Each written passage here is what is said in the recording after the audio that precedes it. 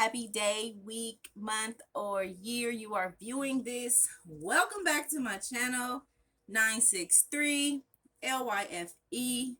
That's life with a Y. Yes, it's yours. And life is also an acronym. Live your F every day, everywhere, every way. And F can be whatever you choose it to be. I put forte here on this paper. You can fill it in as you like. I am a woman of many names. So 963 is good with me. Thank you for tuning in. Please like, share, subscribe, and please comment and let me know what you would like to see different or okay. Well, for right now, for the rest of this month, I'm definitely going to be just reading, and then we will move on into other arenas. I have let me just say that I had a major vision for this channel that has turned into something different, and that's fine with me because everything is for a reason. So we will get into background stories and what I've been going through since I decided to start this channel in August of 2020. I have recorded quite a few videos with my phone, with my camera, and the editing process is hell, as well as the sound. So the sound on these here videos, this series, these study videos, terrible because it's coming from my little Android phone. Disclaimer. Okay, somebody is calling my phone and it is messing up my recording most likely. Hopefully they'll hang up. Damn it. I don't want to hang up on them, but I'm going to have to. Okay. That was so ghetto. And I'm not going to edit it out because the editing process is what has caused me to not put anything on my channel up until this point, basically. And this is so ghetto. But it is what it is. I don't even like that. So you can't see. It says think cosmic / heavenly, act locally. And it says home, close friends, school, job, community, your neighborhood, city officials. Okay. And then so yeah, I love stickers, just in case you couldn't tell. I really do like stickers. I have stickers on everything. This is my little plaque. Well, it was my little plaque for my desk, my name. And so I'm going to try to leave it here because the channel, whatever. What if I do it like that? A little bit better. Kind of. Okay. Well, I like it. And that's going to have to work. Okay. Let me get to it. So in the video before this, I did the basic insurance concepts and principles, chapter 1, terms to know in sections A through E. Oh, I was supposed to write that word. Anyway, okay. Here we go. Now I am starting Chapter 1, Basic Insurance Concepts and Principles, but we're starting at Section F.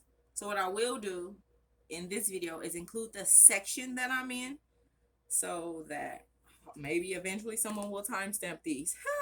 Let's see.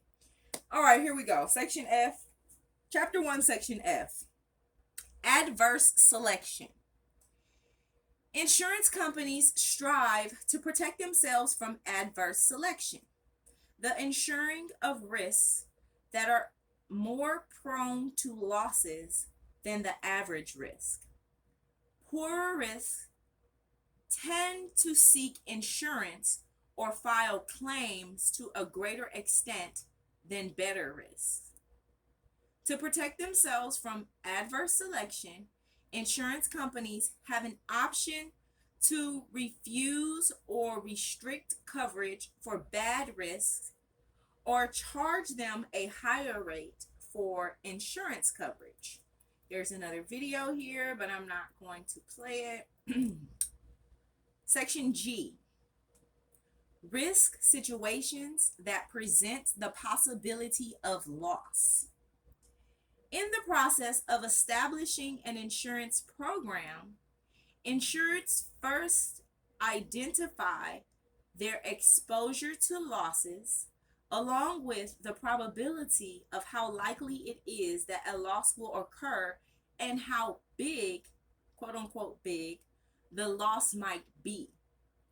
Certain risks, because of the severity of the possible loss, will demand attention above others. For example, an individual who uses power tools to work on a vocational woodworking project is exposed to the possibility of hand injuries. If the individual is a brain surgeon, this would be considered a critical risk of financial loss, since the injury could prevent the person from doing his or her job.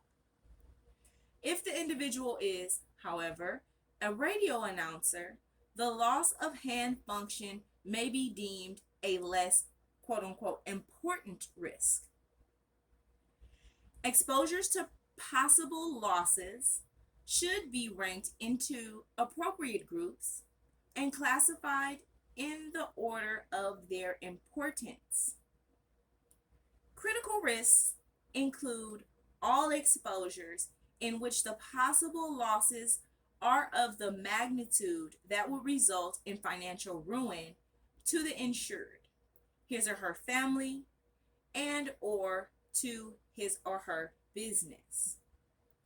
Important risks include those exposures in which the losses would lead to major changes in the person's desired lifestyle or profession. And unimportant risks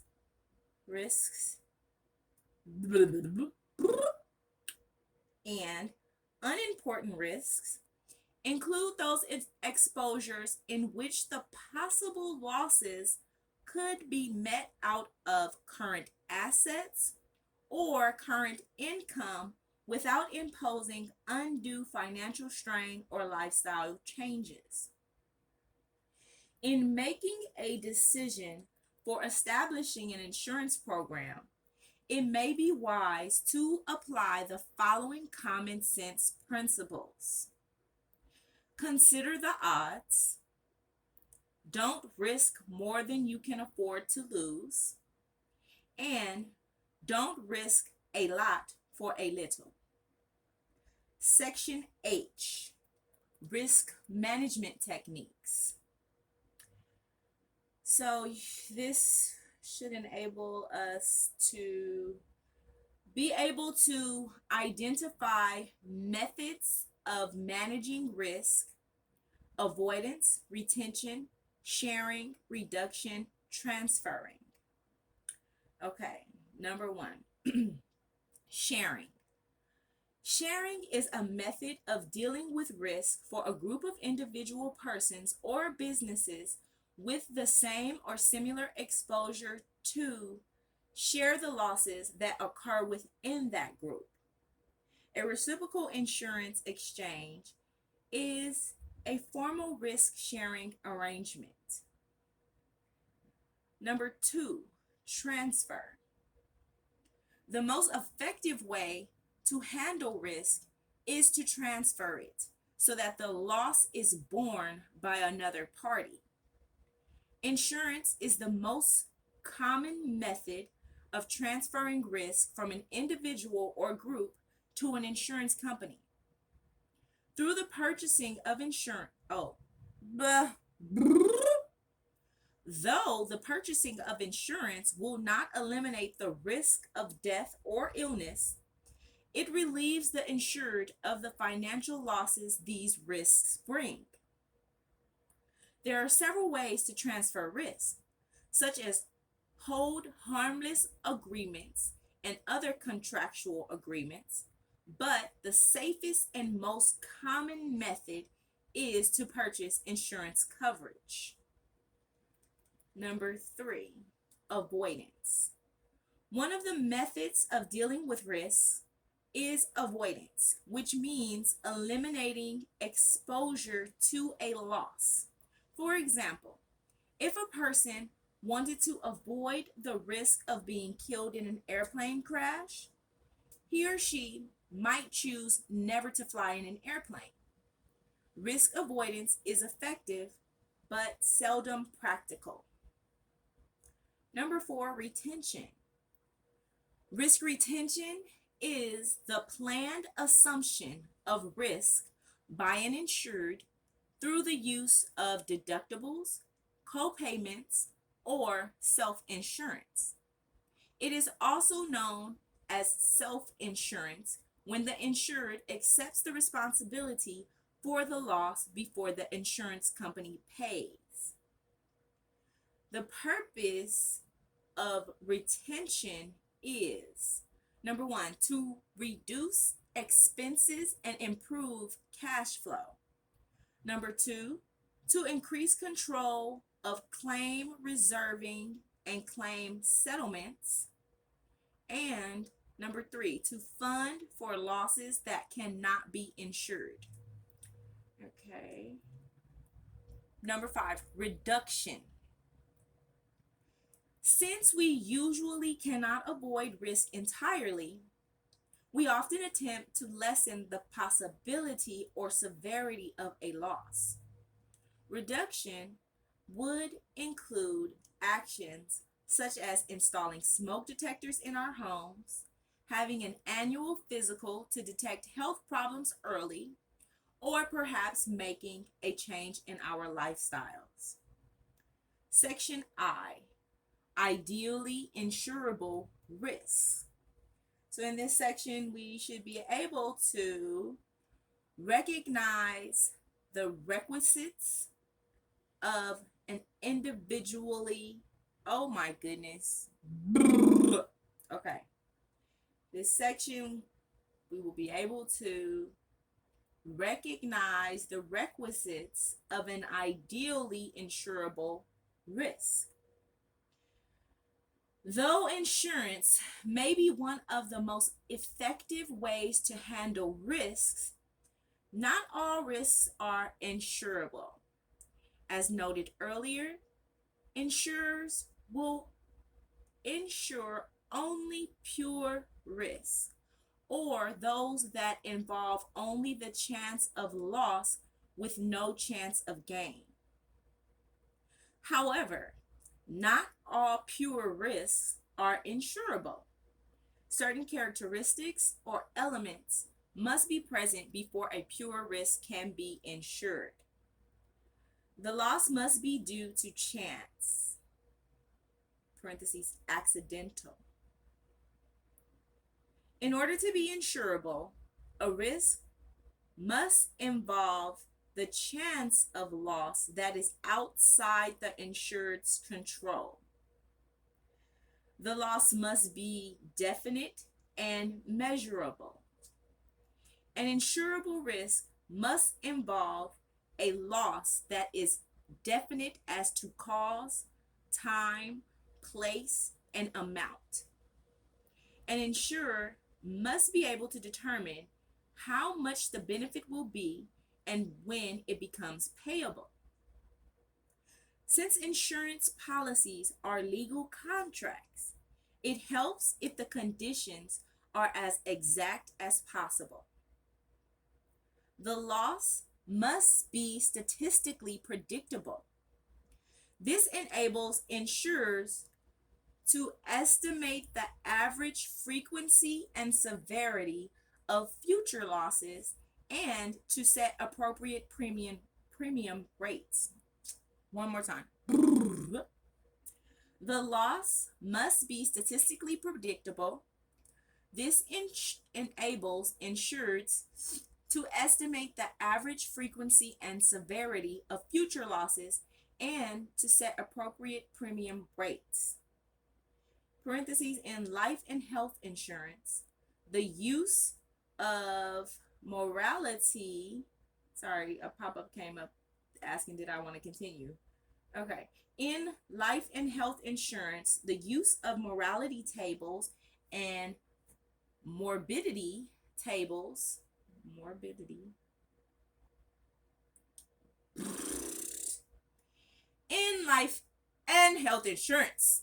Okay, y'all, I might start going a little crazy because this is probably like the third time I've read this and I'm still fumbling over words.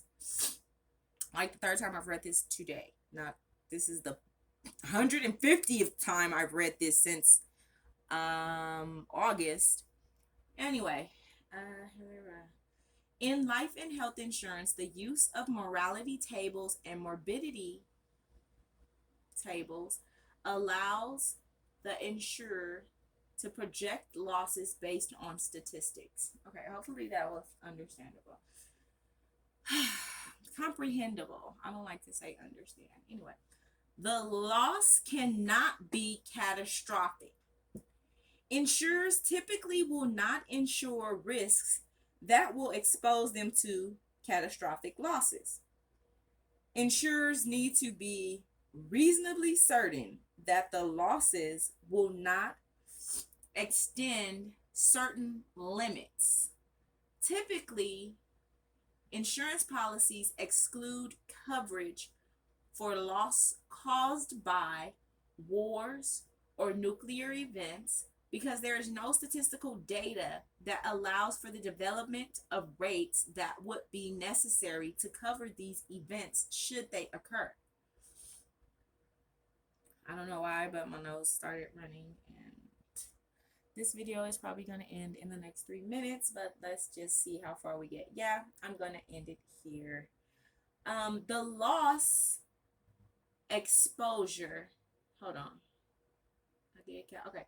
The loss exposure to be insured must involve large homogeneous exposure units.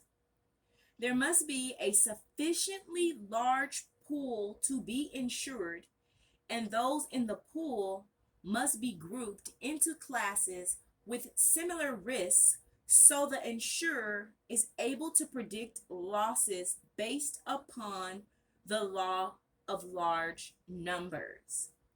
This enables insurers to properly protect the average frequency and severity of future losses and to set appropriate premium rates.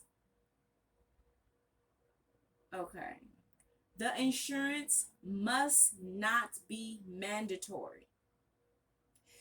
An insurer must not be required to issue a policy to each applicant applying for coverage.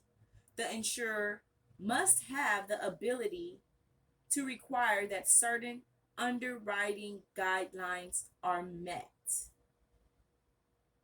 Okay, hopefully that was clear. And then let's see.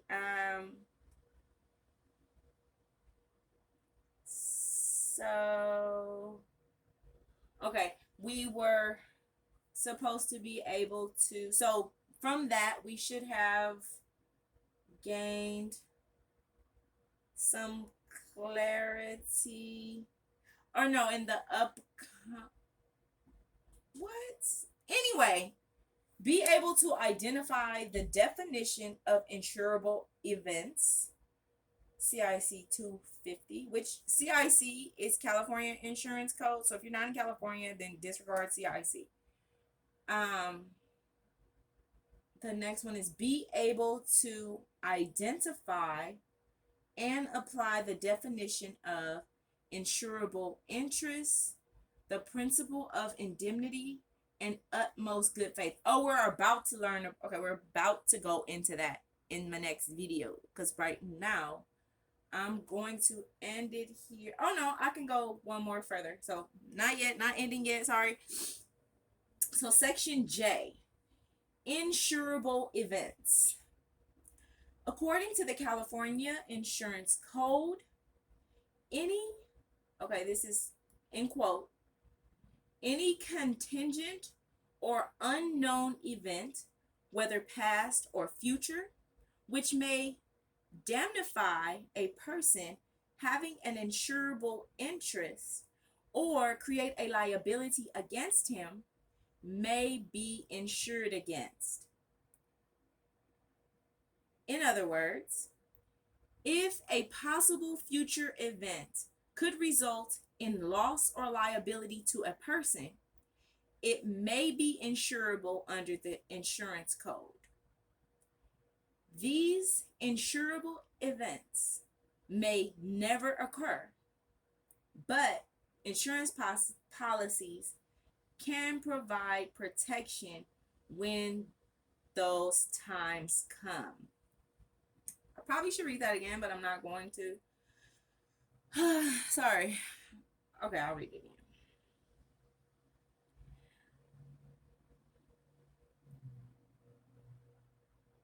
According to the California Insurance Code, any contingent or unknown event, whether past or future, which may damnify a person having an insurable interest or create a liability against him, may be insured against.